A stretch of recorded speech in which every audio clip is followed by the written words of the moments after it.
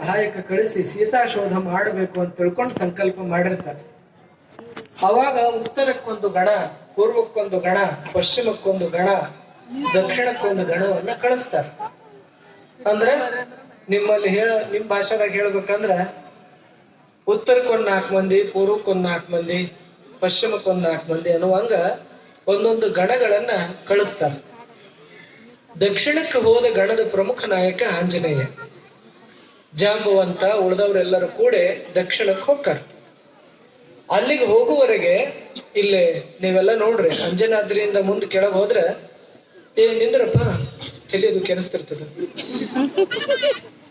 ಅಂಜನಾದ್ರಿಯಿಂದ ಮುಂದಕ್ಕೆ ಹೋದ್ರೆ ಚಿತ್ರದುರ್ಗ ಜಿಲ್ಲಾದ ಕೊನೆ ತಾಲೂಕದ ಮೊಳಕಾಲ್ಮೂರು ಅಂತ.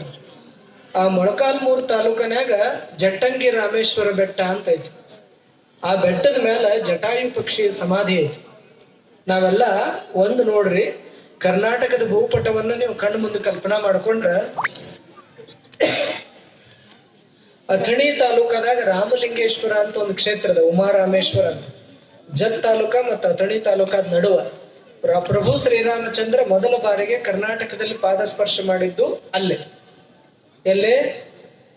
ಉಮಾರಾಮೇಶ್ವರ ದೇವಸ್ಥಾನ ಅಥವಾ ರಾಮಲಿಂಗೇಶ್ವರ ಅಂತ ಐತಿ ಅಲ್ಲಿ. ಅಲ್ಲಿಂದ ಶುರುವಾದ ರಾಮನ ಯಾತ್ರೆ ಮಧ್ಯಮ ಘಟ್ಟಕ್ಕೆ ಬಂದದ್ದು ರಾಮತೀರ್ಥ. ಇದು ಸುರೇಬಾನ್ದಾಗ ಶಬರಿ ಕೊಳ್ಳ.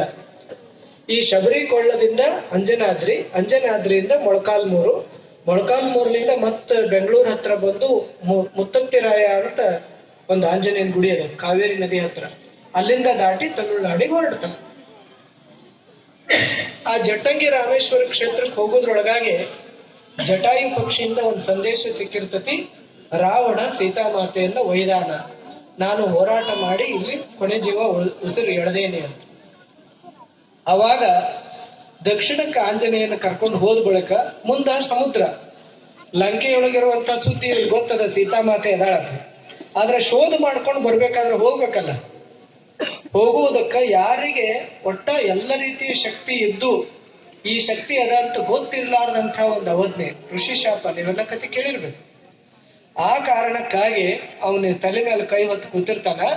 ಅವಾಗ ಜಾಂಬವಂತನಾದಂತ ಹಿರಿಯನಾದಂತ ಜಾಂಬವಂತ ಒಂದು ಮಾತನ್ನ ಹೇಳ್ತಾನೆ, ನಿನಗೂ ಇರುವಷ್ಟು ಸಾಮರ್ಥ್ಯ ಇಲ್ಲಿ ಯಾರಿಗೂ ಇಲ್ಲ. ನೀ ಒಂದು ಸಾರಿ ಜಿಗಿದ್ರ ಸಮುದ್ರವನ್ನ ಲಂಘಿಸಿ ಆ ಲಂಕೆಯನ್ನು ಮುಟ್ಟಬಹುದು ಅಂತ ಹೇಳಾದ್ಲೆ ಹನುಮಂತನಿಗೆ ಆ ಸಮಯದಲ್ಲಿ ಸ್ವಯ ಜಾಗೃತಿ ಉಂಟಾಗಿದೆ. ನಮ್ಮಲ್ಲಿ ಕೂಡ ಯಾವ್ಯಾವ ಸಾಮರ್ಥ್ಯಗಳಿದಾವ ಅಂತ ನಮ್ಗೆ ಗೊತ್ತಿಲ್ಲ. ತಾಯಿ ತಂದೆಗಳ ಉದರದಿಂದ ಮಗು ಬಂದಾಗ 1 kg ಬೇಡ 2 kg ಕೂಸ. ದವಾಖಾನೆಗೆ ಎಲ್ಲಾರು ನೋಡಿ ಸಂತೋಷ ಪಡ್ತಾರ, ಹುಡುಗ ಹುಟ್ಟಿದ್ರಿ ತಗೋರಿ ಅಂತ.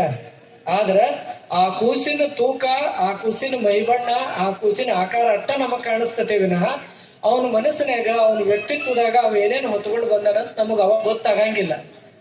ಯಾವಾಗ ಆ ಹುಡುಗ 20, 21, 22 ವರ್ಷದ ಹಾಕನ ಅವಾಗ ಗೊತ್ತಾಕತಿ ಅವನೊಳಗೆ ಇಂಜಿನಿಯರ್ ಅದನೋ, ಡಾಕ್ಟರ್ ಅದನೋ, ವಕೀಲ್ ಅದನೋ, ದೊಡ್ಡ ಉಡಾಳ ಅದನೋ, ರೌಡ್ ಅದನೋ, ಸಮಾಧಾನ ಅದನೋ ಎಲ್ಲ ಅವಾಗ ಗೊತ್ತಾಕತಿ. ಹಂಗ ಆಂಜನೇಯನಿಗೆ ಹೆಂಗ ವರಜಾಗೃತಿ ಉಂಟಾಯ್ತು, ಆ ಸಮಯವೇ ಈ ಕಾರ್ತಿಕ ಮಾಸದ ದಿನ. ಆ ಕಾರಣಕ್ಕೆ ಯಾರ್ಯಾರು ಆಂಜನೇಯ ಹುಟ್ಟಿದ ಸ್ಥಳದಲ್ಲಿ ಆ ಸಮಯದಲ್ಲಿ ಯಜ್ಞದಾಗ ಭಾಗವಹಿಸಿ ದರ್ಶನವನ್ನು ಮಾಡ್ತಾರ, ಅವರೆಲ್ಲರಿಗೂ ಆ ಶಕ್ತಿಯ ಸಮೀಪದ ಅಂಶ ದೊರೆಯಲಿ ಅನ್ನುವಂತಹ ಸದುದ್ದೇಶದಿಂದ ಈ ಹನುಮ ಮಾಲೆಯನ್ನ ಈ ಡಿಸೆಂಬರ್ ತಿಂಗಳಲ್ಲಿ ಬರುವಂತ ಮಿತಿಗೆ ಹಿರಿಯರು ನಿರ್ಧಾರ ಮಾಡಿದಾರ. ನಮಗ್ ಬಹಳ ಸಂತೋಷ ಅಂದ್ರೆ ಈಗ ಎಲ್ಲ ಹಳ್ಳಿಗಳಲ್ಲಿ ಮಾಲಾಧಾರಿಗಳು. ನಾವು ಗದಗ ಬಿಟ್ಟ ನಂತರ ಎಷ್ಟು ಸೈಕಲ್ ಮೋಟರ್ಗಳು ನಮ್ಮ ಎದುರಿಗೆ ಬಂದಾವ. ಎಲ್ಲ ಹುಡುಗರು